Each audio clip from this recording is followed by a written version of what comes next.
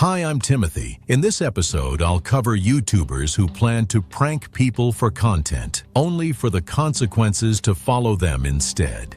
From a YouTuber trapped inside a flooding tank he built to trap his friend in, to a creator turning an abandoned hotel into a haunted house, only to find out exactly who was trapped inside. It was March 14th, 2017. Inside a rented warehouse on the outskirts of Reno, Nevada, stood a custom-built acrylic tank measuring 8 feet wide, 8 feet tall, and 6 feet deep. The crew had spent the previous 2 days putting it together. Lennox Bellamy was 24 from Eau Claire, Wisconsin. For about 3 years, he'd been posting DIY engineering videos, homemade contraptions, ambitious builds, and experiments that sometimes worked better in theory than in practice. He kept handwritten records of his projects and rarely settled for a single test if he could run 5. The more I learned about him, the more he came across as someone who liked to get things right. The concept was simple. A friend would be told they were filming a basic challenge video. Get in the tank, water fills, press the right button, and it drains. What they wouldn't know was that one of the buttons was fake, just wired to look real, but connected to nothing. The idea was to catch that moment of panic on camera before the crew stepped in and opened the lid. The day before filming, they ran a full dry test. Everything worked. A slight flaw had gone unnoticed. The wire running to the drain mechanism was a little too thin for the job, and the connection where it met the switch wasn't fully seated. It held during the test, but only barely. The friend they'd lined up pulled out the morning of the shoot. The tank was already filled, and the crew was already there. Lennox decided he'd get in himself and run through it on camera as a proof of concept. His crew didn't push back. They'd seen him do this kind of thing before. On the morning of the shoot, the pump was plugged into a different outlet than the one they had used during testing. It seemed like a minor detail, and nobody gave it much thought. Lennox climbed in around 10:40 a.m. The lid was bolted shut, and the pump was turned on. At about 18 inches of water, he tested the stop button. The pump paused without any issues. They continued. At roughly 4.5 feet, Lennox pressed the drain button. Nothing happened. He pressed it again. Still nothing. The connection had fully separated. The button was just dead. He called out to the crew, but the pump was loud enough to swallow most of it. His logistics friend moved toward the pump, but the cord was buried under a tarp and spare cable. Finding it in the dim lighting took longer than it should have, so the water just kept going. At 5.5 feet, Lennox was treading water, pressing the button over and over, hitting the acrylic wall with his palm. The camera operator got to the lid bolts. First one opened fine. The second had been cross-threaded during assembly and needed a wrench to back it out. Nobody had one immediately on hand. By the time the lid came free, the water was at roughly 7.2 feet. Lennox had been treading water for close to 2 minutes by then. Exhaustion pulled him under before anyone reached the lid. Lennox wasn't at the surface. The camera operator went in and pulled him up. He wasn't responding. CPR started on the warehouse floor. Emergency services were called at 10:58 a.m. Here's where it got worse. The warehouse address was an unmarked access road, and that caused a delay in dispatch routing. Paramedics didn't arrive for about 19 minutes. Lennox was transported but never regained consciousness. He was pronounced dead at 12:31 p.m. Investigators pulled the tank apart over the next 2 days. The separated wire connection was right there. That was the whole thing, one loose terminal. That's why the drain button did absolutely nothing. By that point, I found myself thinking less about the button and more about how many chances there had been to catch the problem beforehand. The coroner listed the cause of death as drowning. Contributing factors included the failed drain mechanism, the delay getting the lid open, and no professional oversight on either the build or the shoot. The case was reviewed and closed. No charges were filed. A single loose wire turned a prank video into a death investigation. The next case involved no equipment failure at all. Just a clown costume, a neighborhood, and the wrong person to sneak up on.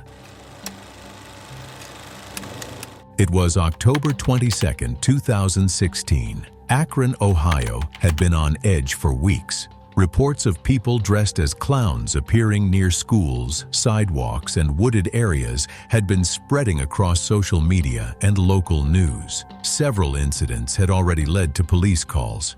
It wasn't quite panic, but people were paying attention and staying a little more cautious after dark. Xander Maddox was 27 and originally from Columbus, Ohio. He'd moved to Akron about a year earlier and had been creating videos for roughly 4 years. He started with commentary and reaction content before branching into more real-world videos. Prank content was still relatively new to him, only about 8 months in. The setup for that night was about as low effort as it gets. Full-body clown suit, oversized mask, wide wig. In low light and at distance, it didn't read as theatrical at all. He'd go out, find someone walking alone, follow them, close the gap, then lunge. Film the reaction. What he either didn't fully appreciate or chose to ignore was the atmosphere that night. The clown sightings had people genuinely on edge, and he knew it. At one point, he posted a quick update from his car and noted that the reactions were stronger than usual. He'd already approached 3 people that evening. 2 ran, 1 shouted and kept walking. Around 8:45 p.m., he spotted a man walking alone on a residential sidewalk and started trailing him from about 30 feet back, closing the distance slowly. What Xander couldn't have known was that the man had been followed earlier that week in an unrelated incident and seemed visibly on edge in the days leading up to that night. He was also carrying a metal travel mug. Xander closed to about 12 feet and made his move. Sudden forward lunge, sharp vocalization, same thing he'd done on the 3 people before. The man spun around. At that distance, in partial streetlight, the costume didn't look like a bit. It looked like a threat. He swung the travel mug, and it connected with the left side of Xander's head. Xander staggered but stayed up. The second strike came within seconds, back of the skull as Xander turned. He went down face forward onto the sidewalk and didn't move. The man stepped back, then approached slowly. He pulled the mask aside, realized what he was looking at, and immediately called for help from a nearby residence. The chest camera Xander had been wearing had captured everything up to the fall. If I were to give advice to anyone making prank content today, it would be simple. Don't assume strangers know you're joking just because you do. A resident came out and called emergency services at around 8:51 p.m. The man stayed at the scene and cooperated fully. Paramedics arrived within 9 minutes. Xander was conscious but unresponsive to questions when they reached him. He was transported with severe head trauma. His condition deteriorated over the following hours, and he was pronounced dead at 11:17 p.m. Investigators reviewed the footage from both the chest camera and the tripod camera Xander had left down the block. The man who struck him was interviewed twice. After reviewing the footage, the low-light conditions, the clown costume, the man's account, and the public anxiety surrounding clown sightings at the time, prosecutors declined to file charges. The coroner determined that Xander died from a bleed inside the skull caused by the impacts. Blood had slowly accumulated between the brain and skull until the pressure became critical. Investigators cited the approach itself, the lighting conditions, and the fact that the costume gave no indication the person wearing it wasn't a genuine threat. The costume was supposed to be the scary part. Nobody accounted for the person inside it. Meanwhile, in central Tennessee, a fake skull sitting in a drainage ditch was about to set off a very different chain of events. It was June 3rd, 2015. A 2-lane highway in central Tennessee cut through farmland and scattered tree lines, connecting 2 small towns. About 6 miles from the nearest town sat a gravel turnout beside a shallow drainage ditch running parallel to the road. Cyrus Crowell was 22 and from Nashville. He'd been posting videos for about 10 months, still experimenting with different formats. Most of his content consisted of weekend antics and rural dare-style videos that never gained much traction. The fake crime scene idea was something he'd been planning for weeks, convinced it had the viral appeal his other videos lacked. I got the impression that Cyrus was growing impatient, waiting for his channel to gain traction. The idea relied on a carefully staged scene. A resin skull, cast limb bones, and torn clothing arranged in a drainage ditch, visible enough from the road to make people slow down, vague enough to make them get out and look. The goal was to catch strangers on camera walking toward what they genuinely believed might be a body. Cyrus would stay hidden in the tree line about 40 feet out while his collaborator filmed from farther back. And for about 2 hours, it worked. Vehicles slowed. A few pulled into the gravel turnout. Cyrus and his collaborator filmed from the tree line and stayed out of sight. Nothing went wrong. The props were convincing enough that a passing driver eventually called it in. There was no closer look, just a glimpse from the road and a phone call. Cyrus was still in the tree line filming reactions when a patrol vehicle was already being dispatched to the scene.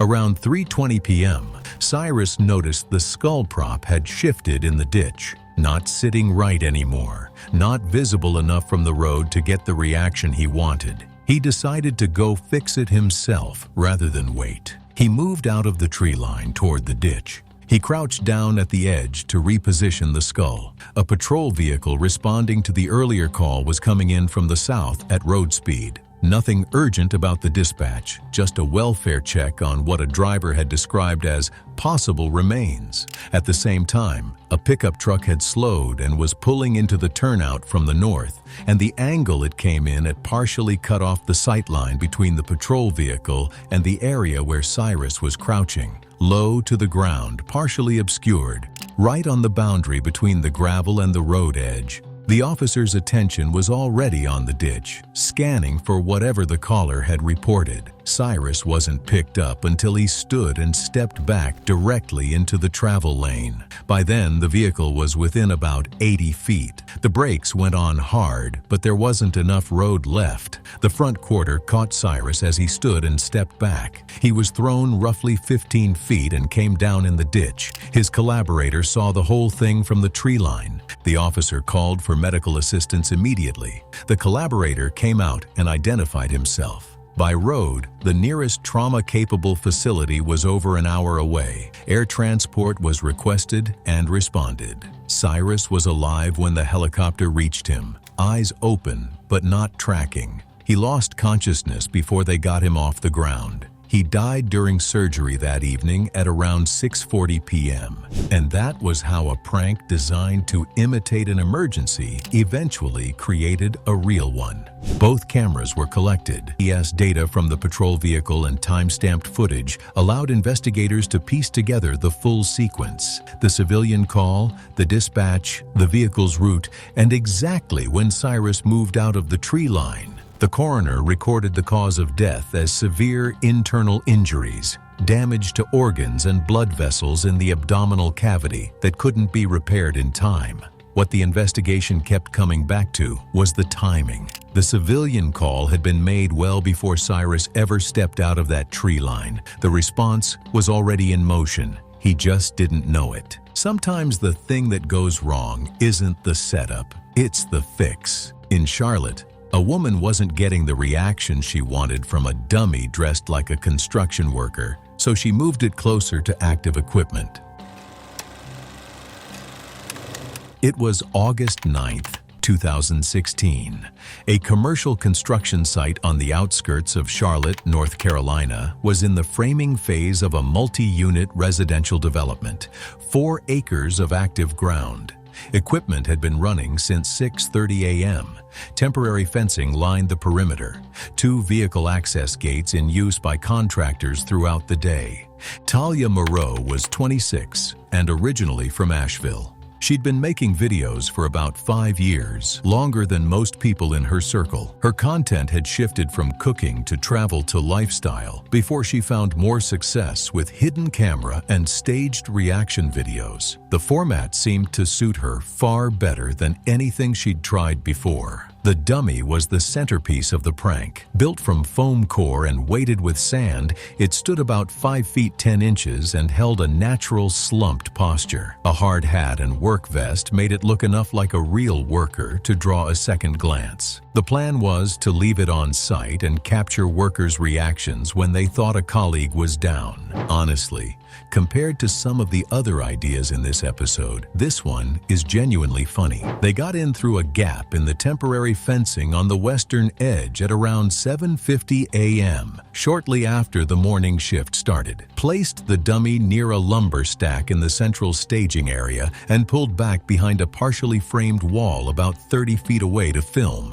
2 workers found it within 12 minutes, looked it over, nudged it with a boot, and moved it to the side of the staging area without saying much. Went straight back to work. No reaction worth filming. Talia wasn't satisfied. The staging area was too open, too well trafficked. Workers were desensitized to things being out of place over there. She wanted the dummy closer to the active equipment zone on the eastern side of the site, where the stakes would feel higher. She left her camera operator at the original position and carried the dummy across the site herself. A hydraulic excavator and a skid steer loader were both operating that morning. The loader was making regular trips through the eastern section along an established route, and there was no reason to expect anyone outside the work crew in that area. Talia placed the dummy about 20 feet from the trench line.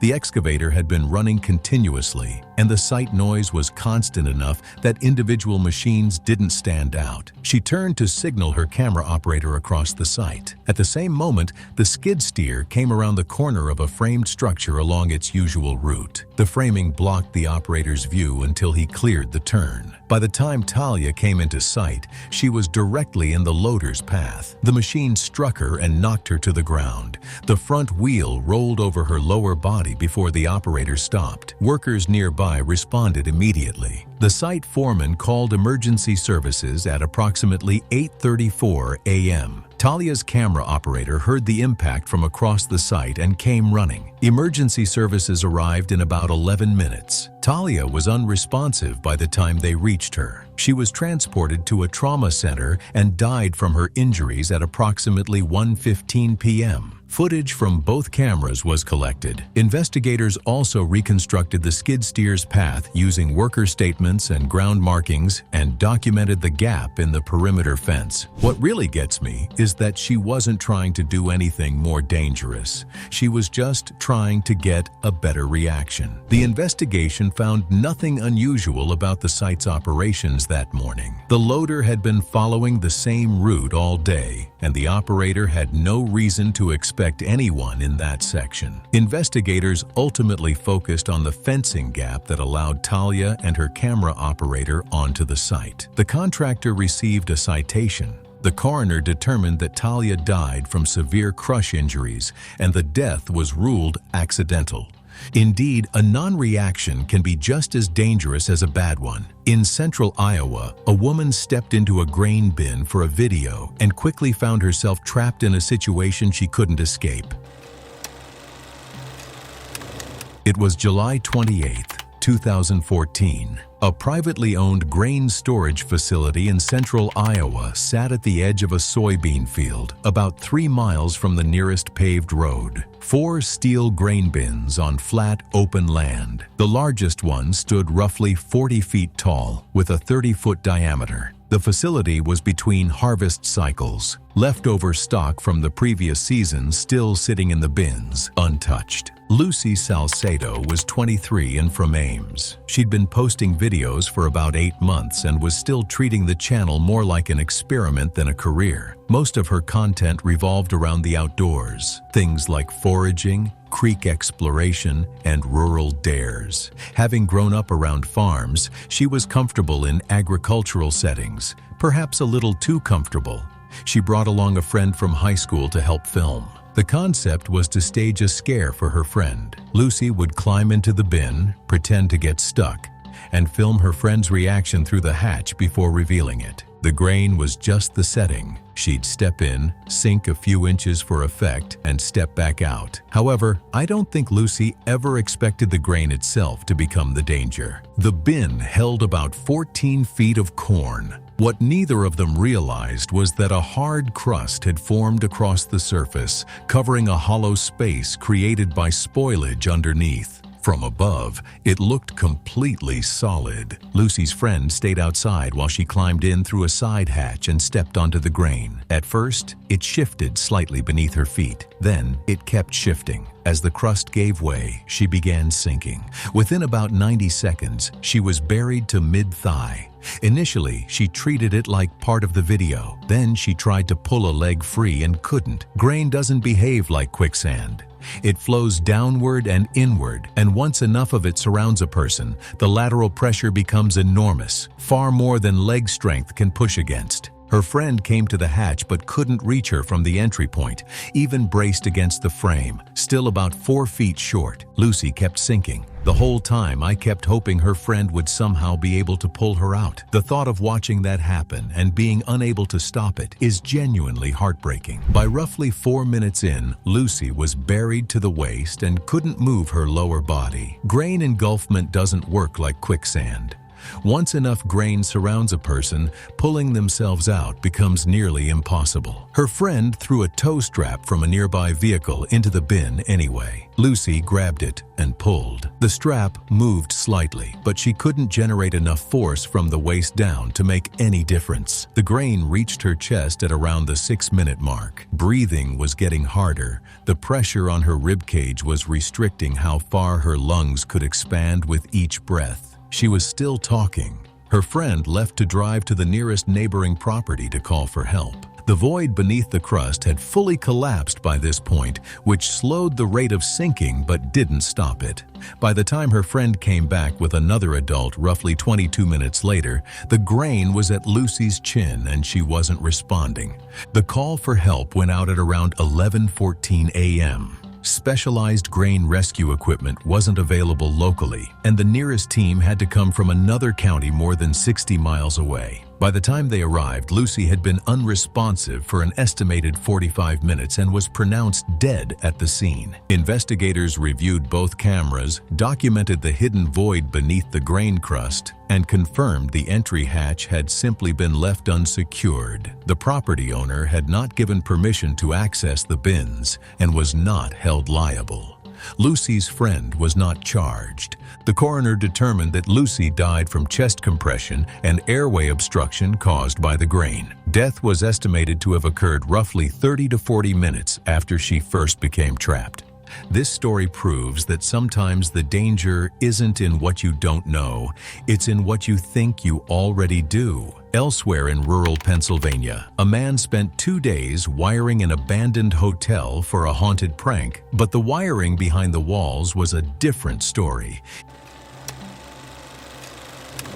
It was September 4th, 2015. A 3-story hotel in rural western Pennsylvania had been abandoned for about 6 years after failing a structural inspection. The original wiring was still in place, although most of the building's circuits had been shut down years earlier. Several abandoned wiring runs had been improperly tied into an active service line during past renovation work. As a result, some sections of the original wiring still carried voltage, even though much of the building appeared to be without power. Julian Brook was 29 and from Pittsburgh. He'd been making videos for about 6 years, mostly abandoned location explorations and staged paranormal content. A self-taught electronics hobbyist, he'd built custom lighting rigs and prop mechanisms for previous projects without major issues. The way I see it, Julian was far more confident in his technical abilities than his experience probably justified.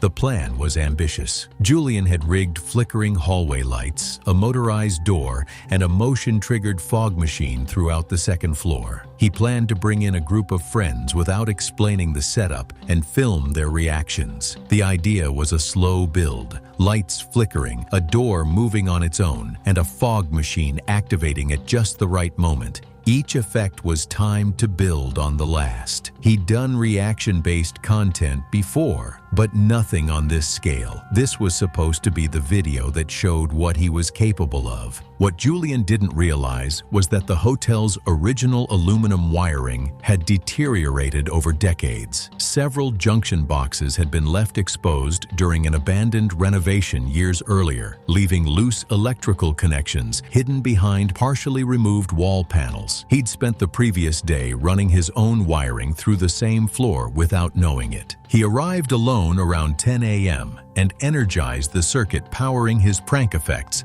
assuming any unused or abandoned wiring elsewhere in the building was inactive. Most of his setup was working. The hallway lights were flickering inconsistently, and he traced it to a junction box near one of the rooms. Inside that junction box, the original aluminum wiring had been slowly pulling free from its connection point for years. Unknown to Julian, that section remained energized through an improperly connected service line left behind during earlier renovation work. The degraded connection was arcing under load, which caused the flickering he had been trying to diagnose. He didn't know that. He just saw a wiring problem and reached in to sort it out. With both hands inside the panel, he contacted a live wire with one hand and a grounded metal bracket with the other. The current passed through his chest. That path, hand to hand across the heart, is one of the more dangerous ways to take a shock. And at sufficient voltage, it disrupts the electrical signals the heart depends on to beat normally. Without immediate intervention,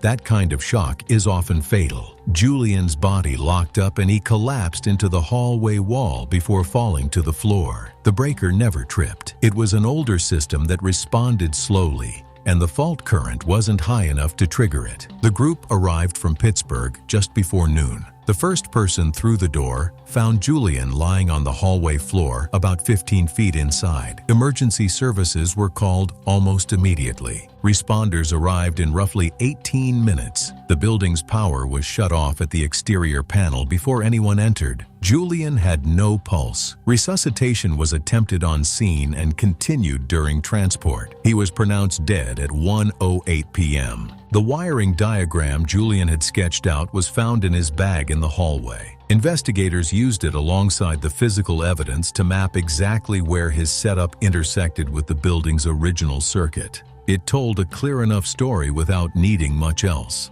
The building owner was notified of the findings. The coroner recorded the cause of death as cardiac arrest caused by electrocution. Contributing factors included the degraded original wiring, the absence of any voltage testing before handling exposed conductors, and Julian's mistaken belief that the wiring he was inspecting was no longer energized.